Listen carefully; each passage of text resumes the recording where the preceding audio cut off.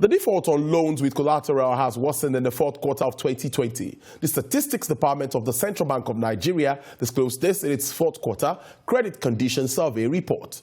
It, however, noted that the performance of total unsecured loans to households measured by default rates improved in quarter four of 2020 and expected to improve further in quarter one of 2021. According to the report, the availability of secured credit to households increased in Q4 2020 and was expected to increase in Q1 of 2021. Changing economic outlook and increased market objectives were major factors responsible for the increase in supply of secured credit. The full implementation of the African Continental Free Trade Area will be a long journey as Africa needs the right equipment for customs authorities at the borders to facilitate the fast and efficient trade which goes into effect on January 1st. This is according to Wamkele Mene, Secretary General of the AFCFTA Secretariat. Mr. Mene says the 33 nations have agreed to ratify the agreement. However, many lack customs and infrastructure to fully implement Continental Free Trade Agreement. He revealed that the purpose of the agreement is to move Africa from the colonial commodities exports economic model and use tariff as a tool for industrial development. He cited bureaucratic challenges in the continent that might hinder tariff-free trade, noting Ethiopia's decision to ban foreign investors from the financial services, which contravenes AFCFTA's rules. All right, now we're going to start with Abuja. That's where our first guest will be joining us from. Now, the year 2020 is a year like no other, a year that threw up health challenges and brought the whole world into a standstill. Now, the coronavirus pandemic sparked the lockdown of social economic activities across the world, displacing the fortunes of many nations and businesses, with Nigeria not an exemption.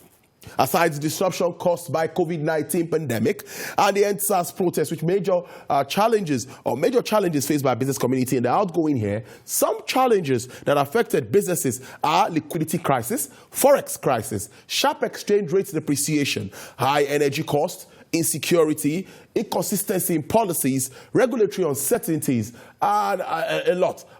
We can go on. Land budget closure, high production costs. With these challenges, there are projections that the business activities will rebound in the coming year as the economy is expected to return to the path of positive growth in the second quarter of 2021, which will unexpectedly impact on the macroeconomic environment that may ease some of the critical economic conditions currently impeding economic growth. I have joining me live from our Abuja studios to review business activities for the year 2020. He's a development economist, Dr. Emeka Okengu. Thank you very much for your time. Thanks, Tolu. It's always a pleasure to chat with you. Thank you so much. First, I wanted to talk about banning of importation of food. But first, I'd like you to give an overview of what we've seen this year. I know we've talked about this weeks ago, but as we move to 2021, a lot of challenges we faced in 2020, from COVID to EndSARS and to other issues that have to do with macroeconomic and other economic issues. What's your position at this moment, and how optimistic are you that 2021 will be that year that the positive growth will start in Nigeria? Thank you very much, Tolu. There are two ways to look at it. You can either look at it as the glass being half full or the glass being half empty. Let me say that you probably looked at it as a glass being half empty. Let me look at it as a glass being half full. Okay, everything that you have listed as a challenge is also an opportunity, because almost all the things you listed are actually fixated on importation and trade. And you haven't listed that our 86 million hectares of land didn't get burnt by the coronavirus. You haven't listed that our teeming youthful population all died out with coronavirus. You haven't listed that we have this resilience as Nigerians, and a will to be able to now push on against all odds. So while you are looking at the glass as half empty, let me be an incurable optimist. I don't have any other choice at my age now. I must be very optimistic, but cautiously so. So what I'm trying to say is that, yes, everything you've listed is a challenge, but in trying to do a proper discourse, I think we should segregate our country into maybe what we can call 3 broad segments. Our public system, which is a lot of where your statistics are focused on. Of course, again, the private sector. But there's a sector that we seem all not to be looking at, and that's the real sector. So in trying to discuss Nigeria's economy and Nigeria's recovery, in the year 2020, if we stay fixated on the public sector, I'm sorry, it will be the same old story, it will be the same old song. But if we're going to be moving away, from the public, even to the organized private sector, and then begin to reorganize the real sector, then I think I see a lot of light at the end of the tunnel. It's going to be a challenging year, no doubt, because we are, basically hinged. You're even talking about the president in your intro. Telling the central bank to stop importation of food. I don't see that even working, my brother. Because we're not food sufficient. But I see that as a clarion call for us to know that we can get food sufficient. And I think it's something we should be able to take more seriously. But it's one thing to say go back to the land. It's another thing to be able to now develop these support structures that can actually now, encourage people to go back to the land. Not with hoe and cutlasses, okay, but with an attitude, with technology, okay, with a clear understanding of the demands, okay, of food production as against agriculture. And each time we have a conversation, I keep saying to you, if we're talking about food production, then we're talking technology. If we're talking about agriculture, I'm sorry, we might not be able to make a lot of headway. That would be my opening. Okay, now, Dr. Kengo, I'm now looking at, I stay with some of these issues that I've already identified. And one of the most worrisome part is the issue of the external debt burden and rising inflation. Those two very key before we talk about Forex and all of that. How do you see government raising revenue to bridge all of this gap and properly implementing the 2021 budget, which will also impact positively because we are now following the budget cycle? How do you see all of this working out in 2021? Again, Tolu, you're still at one segment of the Nigerian of the country. Let me not call it the Nigerian economy, as it were. Okay. You are fixated on what is happening in the public sector. And even talking about the public sector, I don't even think you're looking at the subnationals, as part of the public sector. Now, you're talking about the debt burden. Okay, I presume you're talking about the federal government's debt burden. Yes. Yes, there's a lot of debt. But in trying to scrutinize those debts, in trying to do a run on those debts, you must be able to look at what they're tied to. Are you borrowing this money to pay salaries, or are you borrowing them to put into infrastructure? Now, if you're borrowing them to put into infrastructure, then you must be able to look at the cash flow. You must be able to look at the project development trajectory of that debt. When is it supposed to start returning? What infrastructure is it supposed to unlock? Okay, how is it supposed to be engaging? And I keep saying that if, like, for instance, now look at us trying to build our rail infrastructure, for instance, and we're owing so much money in putting into rail infrastructure. The only way you get into some kind of debt jam is when you're not able to complete that infrastructure. That should be the conversation. Okay, it is not how much you've borrowed. Okay, but have you borrowed enough to be able to complete the infrastructure? Or have you misused or misapplied the funds, okay, even in building that infrastructure? Because it is one thing to build a rail line, it's another thing to be able to build the other intermodal, connecting transport infrastructure you need to be able to support the rail line. It's another thing to be able to get the load value that will run on those rail lines. So it's one thing for us to look at, the burgeoning debt figures of Nigeria. It's another thing to say, okay, we're borrowing against XYZ. We're borrowing to do ABC. If we're borrowing to support recurrent expenditure, then trust me, we're going to be running into trouble. But if we're borrowing to be able to now put it into critical infrastructure, okay, and even maybe social infrastructure that can be able to return on those investments, then we now can be able to put a timeline to it and then begin to now interrogate it better. Let's now look at some things that all now concern business people all across the country now. At least we've seen the borders being reopened. And there was a statement yesterday saying that, yes, thank God the borders were shut. What would have happened might have been unprecedented. But now the borders are opened. I would like to ask you, as a player in the sector, what are the positives? Let's highlight some of the positives in this process. Well, if you permit me, Tolu, the borders were never shut. Wow. Okay, the borders were never technically, operationally shut. Okay, they were administratively closed, but it was never shut because we have very porous borders. Okay, we have hundreds of thousands of miles of our borders that are open. Okay, and on the social media, unconfirmed news stories, you saw, all manners of goods, moving into the country. And mostly what comes across those borders are bags of rice. Okay, we've not been able to actually now juxtapose, what we've called our local rice, okay, in bags with local brand names, with what's inside our bag. So for me, shutting the borders, has it solved the problem? I don't think so. Opening it, would it also solve any major problem? I also do not think so. Now, let me tell you why I take this position. What I thought we should have been doing is not to shut the borders, but to be able to go to where those goods are coming from and then take those borders over and begin to make certain that we're able to bring in whatever it is that those people are bringing in, being the ones controlling the production outfits there.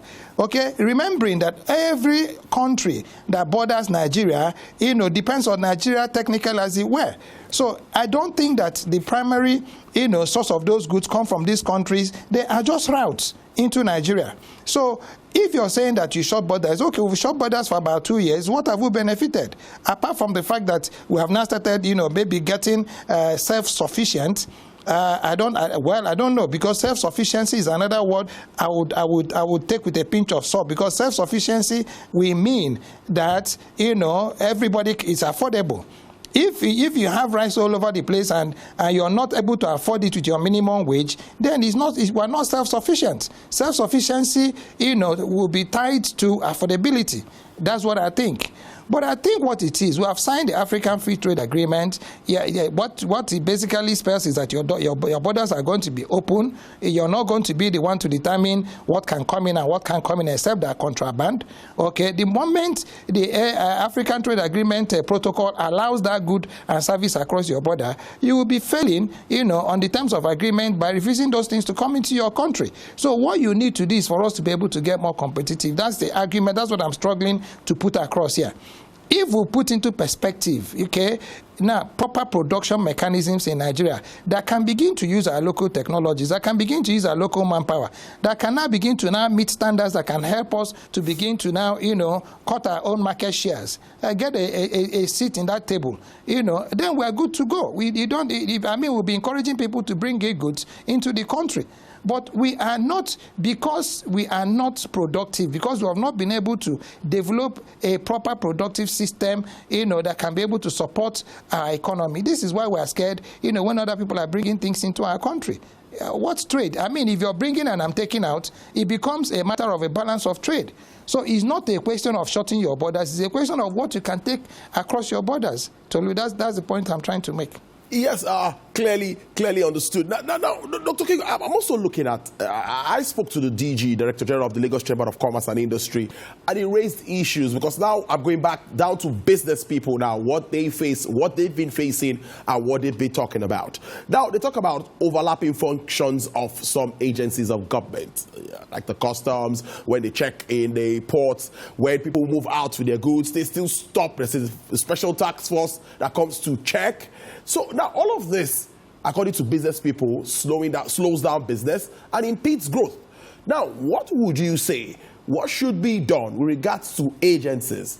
Some say they have overlapping functions. How do we get it right so that it could be seamless and everybody will be happy to bring in products wherever it's coming from?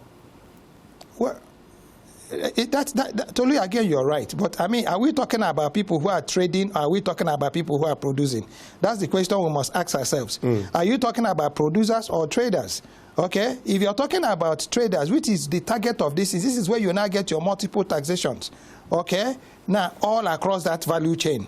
All right. So, and again, even if you're talking about people who are importing or people who are producing, what is important is that you must be able to have, some single one-stop solutions to taxation. All you're basically talking about here is multiple taxation and then harassment. You're traveling from Lagos to Onitsha, for instance, and you're seeing more than 300 or 400 checkpoints. Okay, all in the guise of they want to produce or provide security.